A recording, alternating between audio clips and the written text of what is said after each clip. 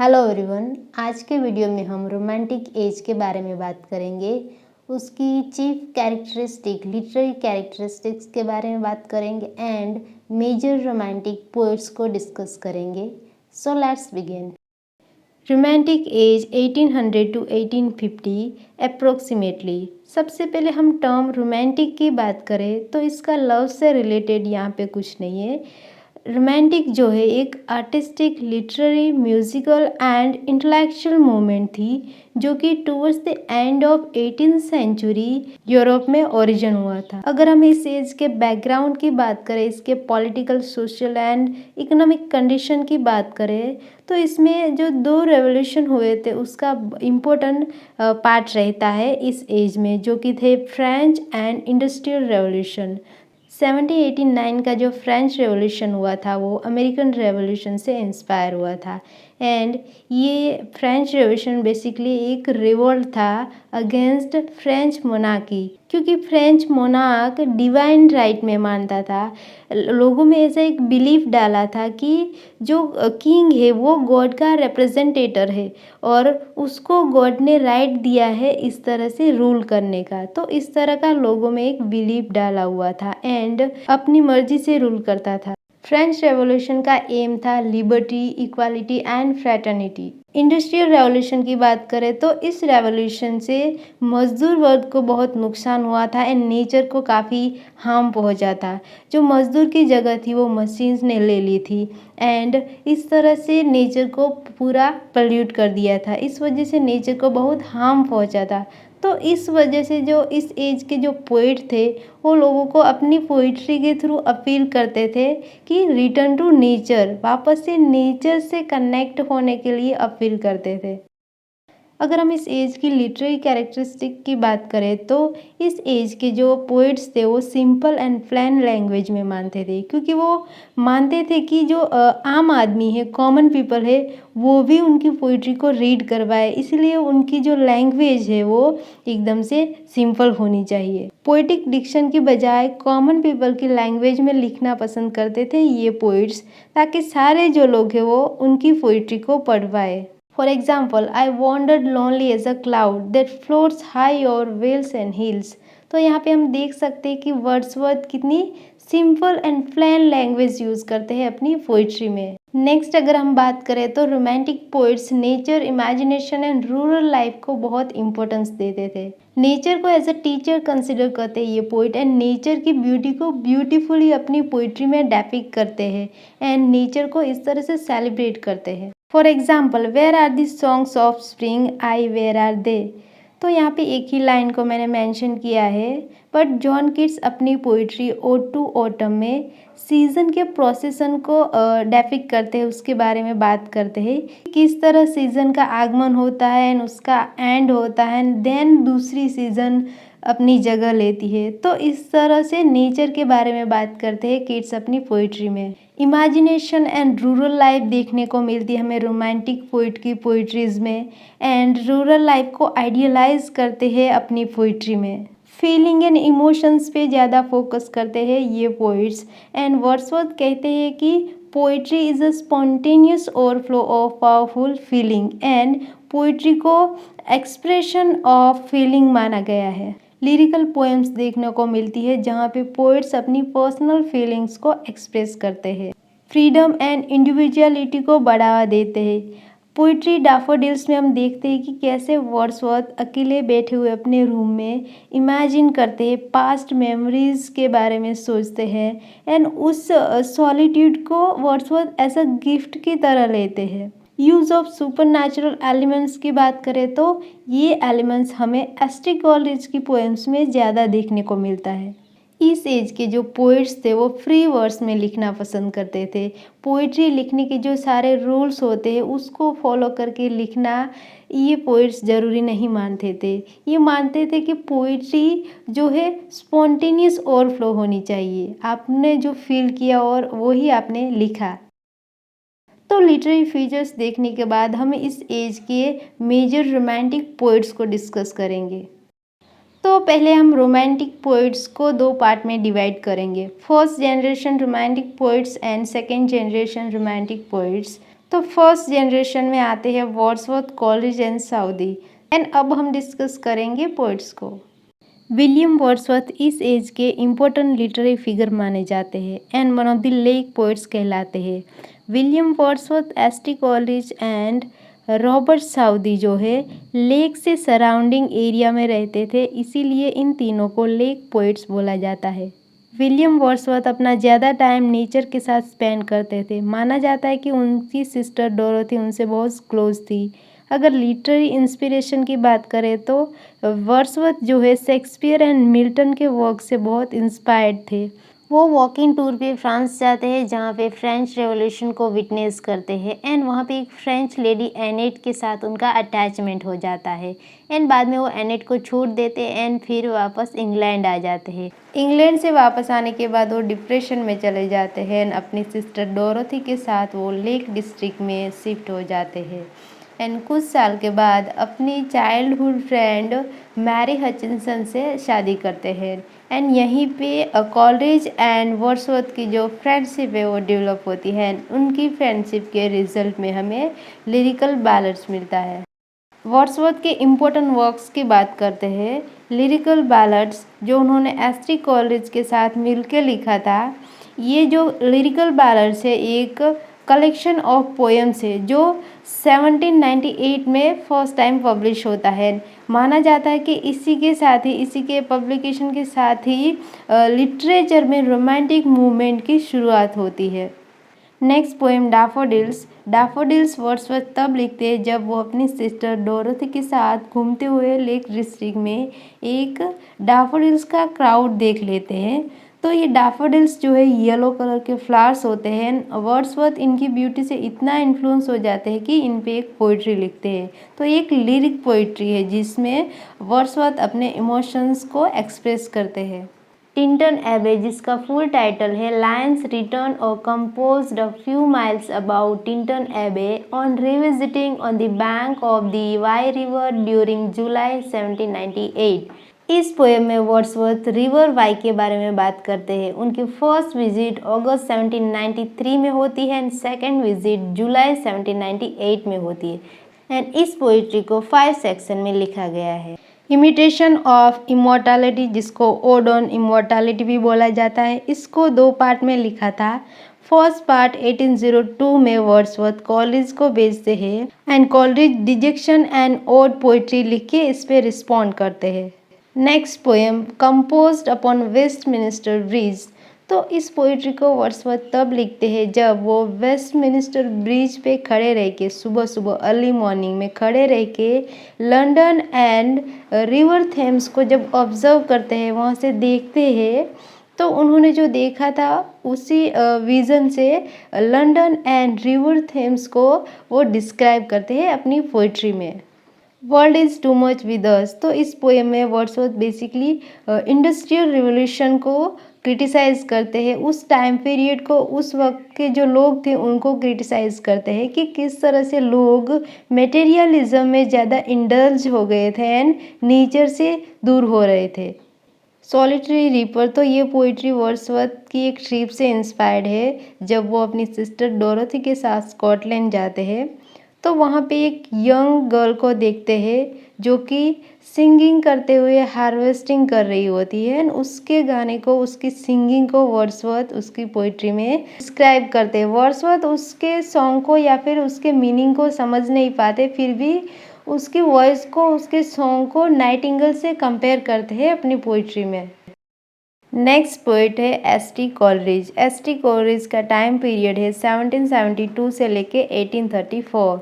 ST. Coleridge एक English poet, philosopher and literary critic है and Wordsworth के साथ वो उनको रोमांटिक मूवमेंट का फाउंडर माना जाता है।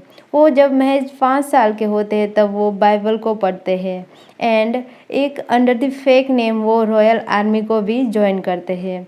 वर्ड्सवर्थ जो है ओपियम जो एक नशीला पदार्थ होता है उसको लेना स्टार्ट करते हैं। धीरे धीरे उनको ओपियम का एडिक्शन हो जाता है। कॉलेज के इम्पोर्टेंट वर्क्स के बारे में बात करते हैं। बायोग्राफिया लिटरेरिया जो कि एक क्रिटिकल वर्क है। जो दो पार्ट में डिवाइडेड है। फर्स्ट पार्ट में वो उनकी फ्रेंडशिप जो थी साउदी एंड वर्ड्सवर्थ के साथ, उसके बारे में बात करते हैं। एंड सेकेंड पार्ट में वो वर्ड्सवर्थ के प्रीफेस टू लिरिकल बैलेड पे अटैक करते हैं, जो वर्ड्सवर्थ ने प्रीफेस लिखा था लिरिकल बैलेड के लिए, उस पे। एंड इस बुक के चैप्टर नंबर 13 में वो फैंसी एंड इमेजिनेशन के बीच में डिस्टिंक्शन के बारे में बात करते हैं। Lectures and notes on Shakespeare, जिसमें कॉलरिज शेक्सपियर एंड शेक्सपियर के वर्क्स के बारे में बात करते हैं। द यूलियन हार्प, जो कि एक कॉन्वर्सेशन पोएम है। Conversation poem group of 8 poems है जिसको कॉलरिज ने कंपोज किया था। फ्रॉस्ट एट मिडनाइट, जिसमें कॉलरिज उनके चाइल्डहुड डेज एट स्कूल के बारे में बात करते हैं एंड वो अपने सन के फ्यूचर के बारे में भी बात करते हैं। और ये पोइट्री कॉलरिज तब लिखते हैं जब उनका बेटा क्रैडल में सो रहा होता है। एंड ये ब्लैंक वर्स में लिखी हुई पोइट्री है। This lime tree bower my prison, तो इस पोइट्री में कॉलरिज उस वक्त के बारे में बात करते हैं जिस वक्त उनको फोर्सफुली लाइम ट्री के नीचे रहना पड़ रहा था, जबकि उनके फ्रेंड्स वर्ड्सवर्थ एंड साउदी एक ट्रिप पे गए हुए थे, नेचर को एंजॉय कर रहे थे। कॉलेज अपने फ्रेंड्स को ज्वाइन नहीं कर पाए थे उनकी लेग में प्रॉब्लम की वजह से, बट इस पोइट्री में कॉलेज अपने फ्रेंड्स के एक्सपीरियंस के साथ कनेक्ट कर पाते हैं, नेचर को एंजॉय कर पाते हैं। कॉलेज कहते हैं कि ये जो लाइम ट्री है मेरे लिए एक फिजिकल प्रिजन है, मेंटल प्रिजन नहीं है। मेंटली मैं अपने फ्रेंड्स के पास जा सकता हूँ एंड नेचर को एंजॉय कर सकता हूँ, नेचर को इमेजिन कर सकता हूँ। The rhyme of the ancient mariner, जो कि कॉलरिज की लॉन्गेस्ट एंड मेजर पोइट्री मानी जाती है। The rhyme of the ancient mariner एक सेलर के एक्सपीरियंस को रिकाउंट्स करता है जो कि एक लंबे सी वॉयज से वापस आया है। कुबला खान, जो कि अपने subtitle a vision in a dream and fragment के नाम से भी जानी जाती है। कॉलेज के अकॉर्डिंग उन्होंने ये पोइट्री ओपियम इन्फ्लुएंस ड्रीम से जागने के बाद लिखी थी। कॉलेज के बाद बात करते हैं रॉबर्ट साउदी। 1774-1843 ये उनका टाइम पीरियड है एंड साउदी लेक पोइट माने जाते हैं कॉलरिज एंड वर्ड्सवर्थ के साथ। ये पोइट लॉरियट रह चुके हैं 1813 से लेके उनकी डेथ तक। द इंच कैप रॉक ये एक लिरिकल बैलड है जिसमें रॉबर्ट साउदी एबॉट के बारे में बात करते हैं, सुपरनेचुरल इवेंट को डिस्क्राइब करते हैं एंड पोइटिक जस्टिस की बात करते हैं। इसका थीम है कि जो लोग बुरा करते हैं उनको लास्ट में पनिशमेंट दिया जाता है। मैडोक, जो कि साउदी की एक एपिक पोएम है एंड ये वेल्स के प्रिंस मैडोक पे बेस्ड है। ये पोएम रॉबर्ट साउदी के स्कूल डेज से इंस्पायर्ड है जब वो मैडोक स्टोरी का प्रोज वर्जन कंप्लीट करते हैं। Rodrick the last of the Goths, तो इस पोइट्री में बताया गया है कि किस तरह से फाइटिंग होती है उस स्पेनिश थ्रोन को पाने के लिए एंड किस तरह से रॉड्रिक जो है इस थ्रोन को हासिल करता है। थलाबा द डिस्ट्रॉयर, साउदी इस पोइट्री को लिखना बहुत पहले स्टार्ट करते हैं लेकिन जब वो पोर्टुगल ट्रैवल पे जाते हैं तब इसको कंप्लीट करते हैं। Southey Portugal and Irish literature से बहुत ज़्यादा इन्फ्लुएंस्ड होते हैं। ये जो स्टोरी है थलाबा एक मुस्लिम बॉय की स्टोरी है। द कर्स ऑफ केहम्मा, जिसमें साउदी हिंदू मिथ्स की बात करते हैं। अ विजन ऑफ जजमेंट, जिसमें किंग जॉर्ज का सोल हेवन में एंटर होता है एंड रॉबर्ट साउदी बायरन पे अटैक करते हैं कि बायरन जो है सैतानिक स्कूल से बिलोंग करते हैं जो कि एक स्कूल ऑफ पोइट्री है। रॉबर्ट साउदी पीबी शाली एंड बायरन जैसे पोइट्स की पोइट्री के लिए टर्म अप्लाई करते हैं क्योंकि उनको उनकी पोइट्रीज में सैतानिक स्पिरिट दिखती है। अब हम सेकेंड जनरेशन रोमांटिक पोइट्स के बारे में बात करेंगे जिसमें आते हैं PB Shelley, Byron and kits. पर्सी बिशी शैली, जो कि पीबी शैली के नाम से जाने जाते हैं एंड मेजर रोमांटिक पोइट्स में से एक माने जाते हैं। उनकी डेथ जो है महज 29 ईयर्स में हो जाती है। वो बहुत रेडिकल व्यू रखते थे जिसकी वजह से उनको एक बार यूनिवर्सिटी से भी निकाला जाता है। वो विलियम गॉडविन जो कि एक ऑथर है उनसे बहुत इन्फ्लुएंस्ड है एंड बाद में मैरी गॉडविन जो कि विलियम गॉडविन की बेटी थी उनके साथ वो भाग जाते हैं एंड अपनी फर्स्ट वाइफ के डेथ के बाद वो मैरी गॉडविन से शादी करते हैं। मैरी गॉडविन जो कि मैरी शैली के नाम से जाने जाते हैं आफ्टर मैरिज विद शैली एंड मैरी शैली एक ऑथर है जो कि अपनी नॉवल फ्रैंकेनस्टाइन के लिए जाने जाते हैं। शैली की डेथ जो है डूबने से हो जाती है at the age of 29 years. PB Shelley के इम्पोर्टेंट वर्क्स को देखते हैं। Ode to the west wind. Ode जो है पोइट्री का एक फॉर्म है that is meant for singing accompanied by instrument and it address to something और someone. Ode to the west wind 2 parts में डिवाइडेड है एंड उसमें 5 कैंटोज है। फर्स्ट 3 कैंटोज में शैली विंड की क्वालिटीज़ के बारे में बात करते हैं। लास्ट 2 कैंटोज में स्पीकर एंड विंड के बीच के रिलेशनशिप की बात करते हैं। वेस्ट विंड को as a powerful and destructive force describe किया है। फिर भी जो स्पीकर है वेस्ट विंड को सेलिब्रेट करते हैं, डिस्ट्रक्शन को वेलकम करते हैं, क्योंकि पोइट का मानना है कि डिस्ट्रक्शन के बाद न्यू बर्थ होता है, रीबर्थ होता है। ओzymandias इस पोइट्री में शैली जो रूलर्स होते हैं वो झूठी ग्रेटनेस को, अपनी महानता को दिखाते हैं, उसका प्रिटेंड करते हैं, उसके बारे में बात करते हैं। रूलर्स के इनएविटेबल जो अंत होता है उसके बारे में बात करते हैं। प्रोमेथियस अनबाउंड ये एक 4 एक्ट में लिरिकल ड्रामा है जिसमें प्रोमेथियस के mental and physical suffering pain के बारे में बात की है। Next poem ode to skylark. Our sweetest songs are those that tell of the saddest thought. ये जो लाइन है इस पोइट्री की फेमस लाइन है। इस पोइट्री में शैली बर्ड स्काईलार्क को एड्रेस करते हैं एंड वो खुद को स्काईलार्क के साथ इमेजिन करते हैं। वो इस पेन से, अपनी तकलीफ से, अपने दर्द से भागना चाहते हैं, अपने अनबेरेबल एग्जिस्टेंस से भागना चाहते हैं। ये पोइट्री एक इवनिंग वॉक से इंस्पायर्ड है। जब वो अपनी वाइफ मैरी शैली के साथ इटली में इवनिंग वॉक पे निकलते हैं, स्काईलार्क के अपीयरेंस एंड सॉन्ग को वो डिस्क्राइब करते हैं। एडोनेस जिसका फुल टाइटल है Adonais an elegy on the death of John Keats, ये एक पेस्टरल एलेजी है जो Shelley another romantic poet John Keats के लिए लिखते हैं। कीट्स की डेथ शैली से भी कम ईयर्स की एज में हो जाती है। Lord Byron another romantic poet. John Byron and Catherine Gordon की एक लौती औलाद थे बायरन। कैथरीन गॉर्डन पे जो लॉर्ड बायरन के जो फादर थे जॉन बायरन बहुत टॉर्चर करते थे, उनके साथ मारपीट करते थे एंड उनकी सारी प्रॉपर्टी लेने के बाद उनको छोड़ देते हैं। बायरन के अंकल की डेथ के बाद बायरन को लॉर्ड का टाइटल दिया जाता है, तब से वो लॉर्ड बायरन के नाम से जाने जाते हैं। लॉर्ड बायरन के पास पैसों की कमी नहीं थी एंड वो बहुत ट्रैवल करते थे एंड अपनी ट्रैवलिंग के दौरान लंदन में बहुत सारी वीमेन के साथ उनके रिलेशन भी रहे हैं। वो जब इटली जाते हैं तब वहाँ पे पीबी शाली को मिलते हैं। जब वो ग्रीस जाते हैं वहाँ पे उनकी हाई फीवर से डेथ हो जाती है। बायरन जो है अपने क्रिएशन, अपने कैरेक्टर जो उन्होंने क्रिएट किया था बायरनिक हीरो के लिए जाने जाते हैं। बायरनिक हीरो बेसिकली एक फिक्शनल काल्पनिक कैरेक्टर है जो लिटरेचर में एज अ मैन कैरेक्टर देखा जाता है। ये एक तरह का रिबिलियस मूडी कैरेक्टर होता है जो कभी कभी अपने बुरे एंड कड़वे भूतकाल से भी सफ़र कर रहा होता है। माना जाता है कि जो लॉर्ड बायरन थे उनकी भी पर्सनालिटी इस तरह की थी। बायरन के इम्पोर्टेंट वर्क्स को देखते हैं। सी वॉक्स इन ब्यूटी ये एक शॉर्ट एंड लिरिक पोएम है।